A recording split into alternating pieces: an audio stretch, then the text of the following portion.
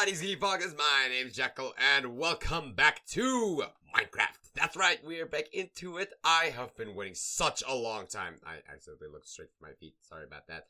It seems like I want to keep on looking for my feet.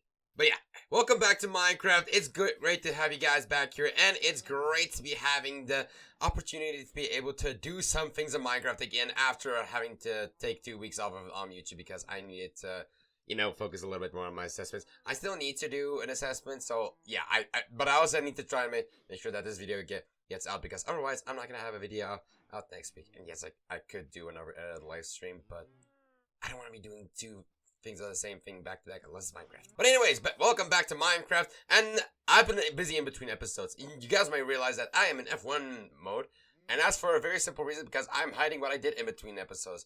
Before, you saw me with nothing but iron tools, but this time, and as you can see, I have gotten myself a wonderful set of diamond gear ready to be used. I've got myself my diamond equipment here, my diamond chestplate, diamond helmet, diamond leggings, diamond boots. These don't have mending on except my leggings and my boots, it appears. And then I've got a few extra tools here. I've got my diamond sword. I haven't renamed this one yet. Then I've got my pickaxe called Pick Your Joke. Then I got my axe called Actually. And then we got my diamond shovel, which I also haven't even renamed yet. And then I got myself a Silk Touch diamond axe. Why? Well, quite simple. I needed to gather some blocks in between episodes for the project that we're going to be starting on today. Because with the thing that I am now back in it again, I'm now back into Minecraft, I wanted to do something fun. Because the villager trading hall is working full speed. I love this villager trading hall that's down here. Let me just quickly show you guys what I've got here down here. So back there, we've got ourselves a zombie that's going to be running around being able to convert these villagers. I'm going to eventually connect it up so he'll be able to walk back here as well, so I can convert some of those villagers back here as well. And I just realized I need to silence him. I forgot to install the silence me mod in between episodes. Okay, that should at least make him a little bit more quiet. Now, we got ourselves a farm over here, which is going to have all of these wonderful trades. As you can see, I've got over here the master trade, which gives me golden carrots. And golden carrots are one of the best saturated food sources in the game. And I got here a librarian, which of course got my mending book. It's given me breach, which I don't exactly need. Yeah. And then we got ourselves the armor. We've got ourselves the toolsmith. We got ourselves over here a weaponsmith. Then we got ourselves a cleric, and which, as you can see down here, we can get ourselves some EXP bottles. We got ourselves another toolsmith here because that one over there didn't have the shovel, so I needed to get it from him. And then over here, I got myself another librarian, which will be able to give me bookshelves, which I can then use to make some more lecterns. And those lecterns I can then use to be able to make some more librarians.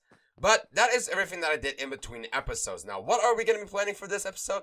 Well, there are two things that we basically need to get covered. One, we need to... Actually, now that I think about it, there's one thing that we need to get covered. And that's actually making a highway within the Nether. But the thing is that's boring. I'm not returning after all this time to Minecraft just by doing something boring. So instead, I've been spending my time on doing something that's a little bit more entertaining. And that is going to be working on the farm back home. Now, one thing I forgot to mention, and some of you probably already realized this by now, is that I've actually installed 3 more mods in between episodes. I've got the smooth scrolling mod. You can see it down below in the hotbars. It's a lot more smoother when I'm scrolling through my items. And then I also installed the multiple skins mod, which makes it to where I can select between different skins. So if I get more skins or get more variants of my skin, I'll be able to switch between them on the spot. And then another one is going to be one that you will be seeing quite a lot of from now on. Well, mostly because I've already installed, but also it's something that improves a lot of the quality of life aspect when it comes to Minecraft, which, you know what, I'm just going to keep my mouth shut until I show you once we get back home. Now, you may be asking, what is that one mod that I was talking about that I've implemented into this sub-series right now, which is so wonderful? And it is quite simply the Better Place mod, because whenever you guys would be placing down a block, it would just appear out of thin air. But now, what? That's not supposed to happen. Okay, for some reason, a good place mod does not want to be working with me, so I don't know what to do except maybe try and fix this later, because I can't be putting this episode off any longer than I've already done. So, anyway, back to the project that I've been wanting to do. Now, the thing is that I've been working quite a lot in between episodes of designing one of the major things that I want to be doing in this episode, and that is going to be working on this area that's right over here.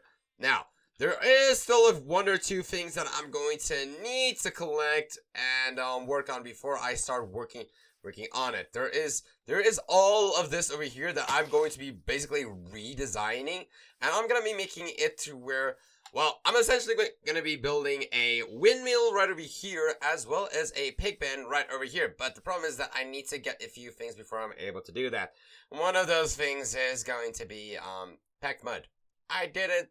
I mean, I designed it with packed mud, and I didn't know how to get packed muds. So, that's one of the things that we're gonna need. And if I remember correctly, I'm going to need, well, one, mud. But I'm also going to be needing some wheat, which means it's another, you know, session where I'm going to need to go through all of this.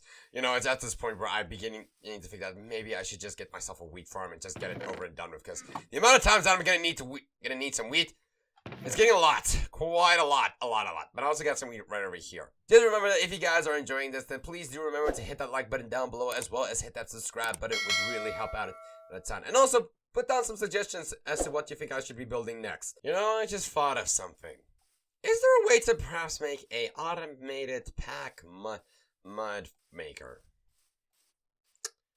Well, it's probably not able to make it automated, but I can still make it semi-automated. So, okay, just bear with me for a second. Bear with me for a second here. Okay, I'm gonna need some cobblestone in order to be able to make cobblestone stairs. Then I'm going to need a water bucket. I got the iron, so I guess I can quickly make myself a water bucket.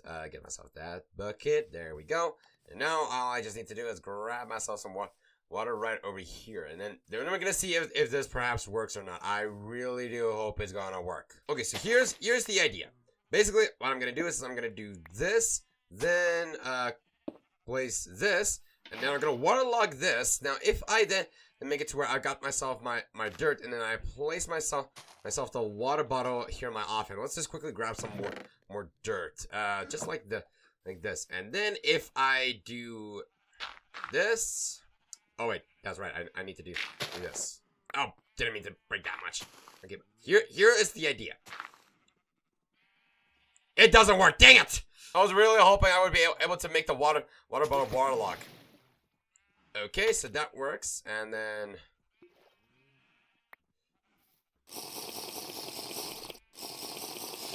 Oh, it doesn't work. I was really hoping that if I place down a piece of dirt, the water bottle would just turn it into mud, and I could work from there. I could destroy it, and then I could just refill the water bottle from the waterlogged stair. But it doesn't work. Oh, that sucks. That really sucks. I accidentally placed down a piece of dirt. Oh, that's a shame. Well, I guess I got no other choice but to actually do it manually. Ain't that gonna be fun? Is it possible to turn dirt into mud with a cauldron? Is it possible? I really hope it is. So let's try. Let's see. If I grab this, put that down there, and place it with water. Now, if I do this, that doesn't work. Okay, how about this? Nope, doesn't work either. Oh, there's no way for me to be able to turn dirt into mud, is there? Well, not that. Nothing except for the boring way. Oh, well, this is gonna take a while. Well, I guess I might as well get to work then. I mean, they ain't getting any younger. I think I may have got a system here. I think I got a system here.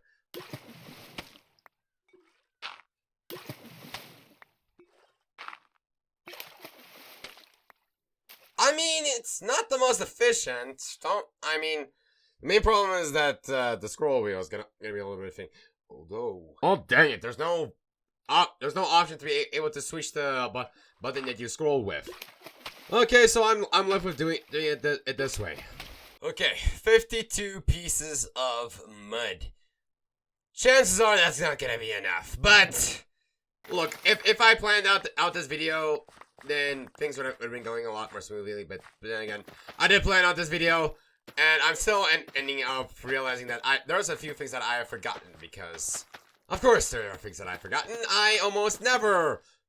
These videos never go off at a HD day. I always seem to forget something, and then I've got this filler part in my video that is not building, it's not designing, it's nothing. It's just me gathering stuff like a boring kid.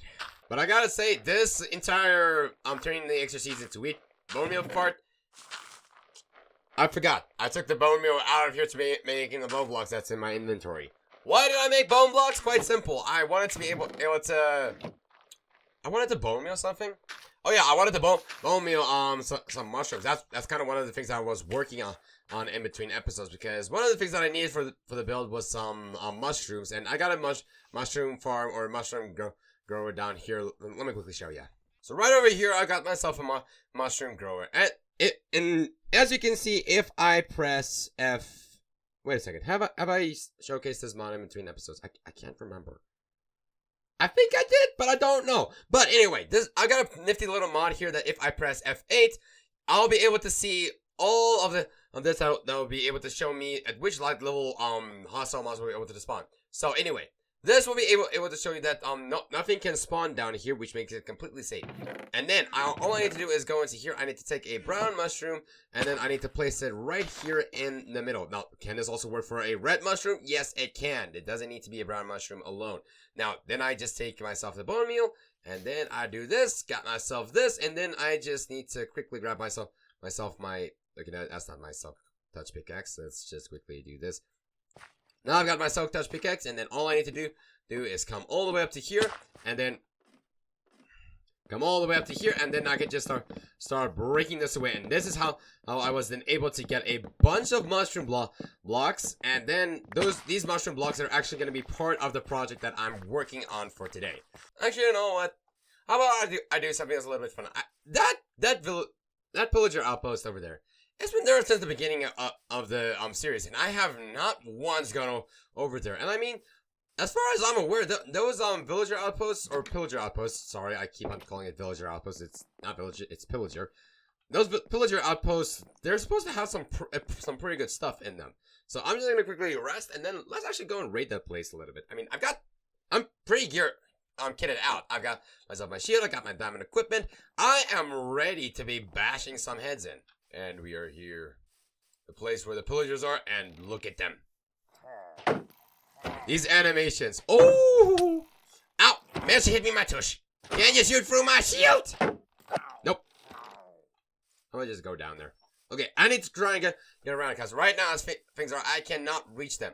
I need to go in here, and you're not gonna be able to get me.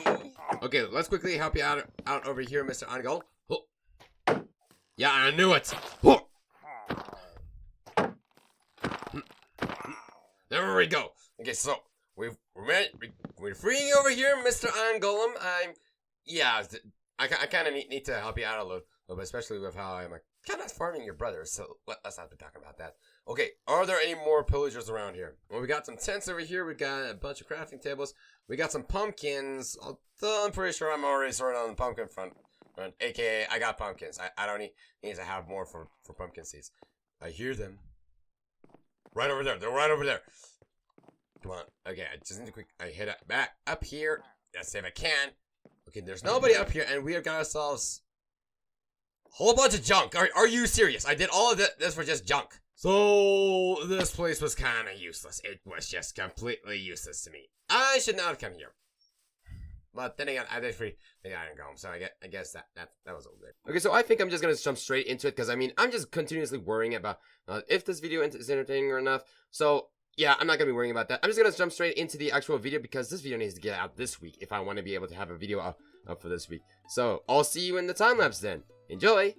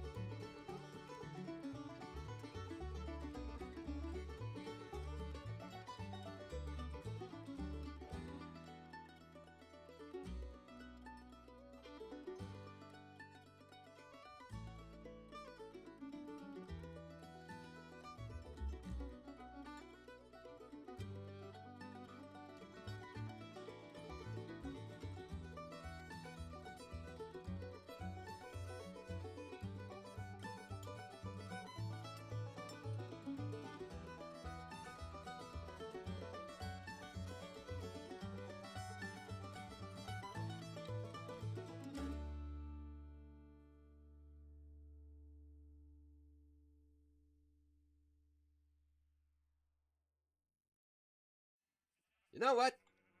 I don't think it looks half bad. Well, that's to say the zombies don't start attacking me, you little creepers. Oh no, this is the one thing that I've been working quite a lot on. Both of these little projects here is what I've been designing when I had to take some time off from YouTube in order to be working on my assessments.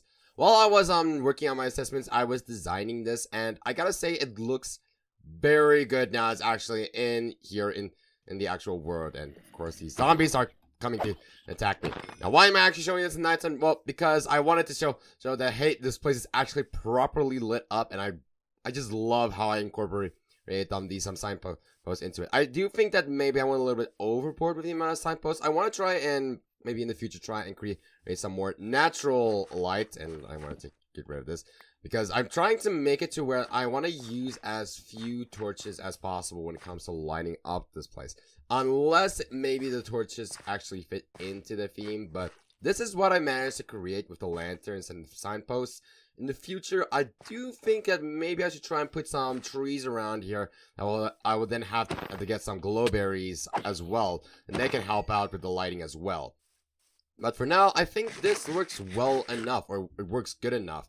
Now, I did try something new when it comes to this windmill. I tried doing a form of gradient, if I can put it that way. You will see over here that I started off with something that's a little bit darker down here. I've got dark oak wood or stripped dark oak wood, and then I've got spruce wood on planks, which then moves up to the spruce wood fences as well as trap doors.